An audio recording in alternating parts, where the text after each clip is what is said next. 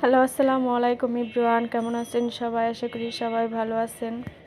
তো বিয়ের দিন ছিল, রিয়ামনির বিয়ে। তো ওর অনেক মনটা খারাপ ছিল, কারণ আজকের পর থেকে ওর জীবনে বড় একটা চেঞ্জ আসতে চলেছে।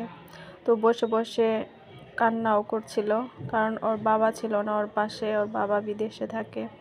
তো ওর বাবার জন্য ওর মনটা খুব খারাপ করছিল। তো আমরা খাওয়া দাওয়া শেষ করে বাসায় এসে একটু পিক তুলছিলাম। তো এদিকে দেখে আবার বরযাত্রীও চলে এসেছে। তো তাদেরকে আমরা দেখছিলাম। এই যে জামাই, তো বউকেও নিয়ে আসা হলো উপর থেকে।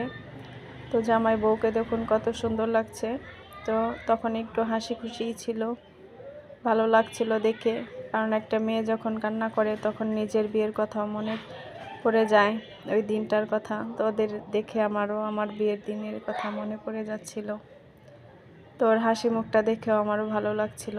তো এদিকে আবার সবাই খাওয়া দাওয়া শুরু করে দিয়েছে, কারণ ওরা আসতে আসতে অনেকটা সময় হয়ে গেছিলো। এদিকে সোহামনির মন খারাপ, কারণ ও নাচানাচি করতে পারছে না, আজকে জায়গা নেই, খাবার খাচ্ছে সবাই। তো আমার ননাসও আসছিল এখানে। আমার ননাসটা একটু অসুস্থ ছিল, এই জন্য আসতেও লেট হয়ে গেছে। এজন্য পরে খেতে বসছে ওনারা।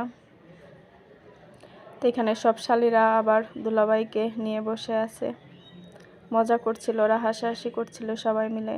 এই যে দেখুন আপনাদের ভাইয়া ওনার বোনকে খাবার সার্ভ করছিল। তো এদিকে আমাদের আনিয়া আবার খেতে চাচ্ছিল না, এজন্য ওর মা ওকে খাওয়াই দিচ্ছিল। ও একদমই খেতে